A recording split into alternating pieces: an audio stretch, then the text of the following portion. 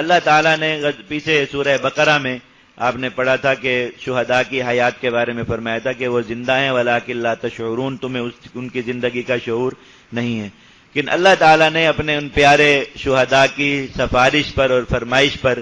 یہ آیات آگے نازل فرمائیں کہ پیچھے والوں کو اس زندگی کا شعور بھی ہو جائے.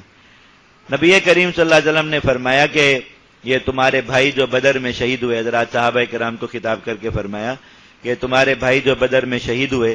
اللہ تعالیٰ نے ان کو اپنے روبرو کر کے کلام فرمایا ان سے، اور ان سے کہا کہ کوئی تمنا کرو اور کوئی چیز مانگو. تو انہوں نے کہا کہ یا اللہ کچھ بھی نہیں ہے مانگنے کے لیے، ہمیں تو ہمارے جو ہے وہ سوچ اور توقع سے بھی بڑھ کر یہاں سب کچھ مل گیا. لیکن اللہ تعالیٰ بار بار ان سے یہ اصرار فرماتے رہے کہ تم کچھ مانگو ضرور. تو انہوں نے یہ کہا کہ یا اللہ آپ اگر ہمیں کچھ دینا ہی چاہتے ہیں مزید تو ہمیں ایک بار دنیا میں جانے کی اجازت دے دیجیے، تو ہم جا کر پیچھے جو لوگ ہیں انہیں یہ بتائیں کہ شہید کا اکرام کیا ہے، اور دیکھ کر ایک عینی شاہد کے طور پر جا کر انہیں گواہی دیں کہ اللہ تعالیٰ نے شہادت کے بعد ہمیں کیا کیا دیا، تاکہ کوئی مسلمان بھی شہادت کی طلب سے غافل نہ ہو کبھی، اور ہر مسلمان اس راستے کو پانے کی تمنا کرتا رہے.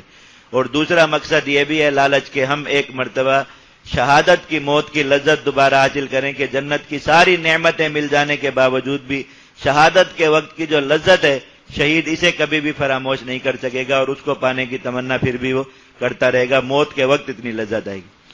تو اللہ تعالیٰ نے ان سے کہا کہ یہ بات تو پکا فیصلہ ہو چکا کہ دنیا سے آ جانے کے بعد کوئی شخص دنیا میں واپس نہیں بھیجا جائے گا، لیکن میں تمہاری طرف سے جو ہے وہ یہ بات ان تک پہنچا دیتا ہوں کہ شہید کا آگے اعزاز اور اکرام کیا ہے. تم بندے ہو جا کر بتاتے، اللہ تعالیٰ خود بتاتے ہیں تاکہ سننے والوں کے دلوں پر زیادہ اثر ہو کہ اللہ رب العزت خود بیان فرما رہے ہیں کہ آگے شہداء کو کیا ملتا ہے. تو اللہ تعالیٰ نے ان منافقین کا جو یہ وہ تھا ایک شرارت تھی کہ وہ مسلمانوں کے دلوں میں حسرت پیدا کرنے کی کوشش کر رہے تھے شہداء کے حوالے سے، لیجعل اللہ ذلک حسرۃ فی قلوبہم، کہ ان کے والدین کو رنج ہو، ان کے جو عزیز و اقارب ہیں رشتہ دار ہیں انہیں رنج ہو کہ ہمارے پیارے ہم سے بچھڑ گئے.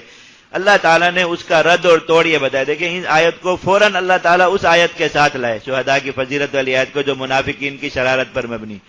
کہ اس کا رد یہ ہے کہ شہادت کے فضائل کو دنیا میں عام کرو،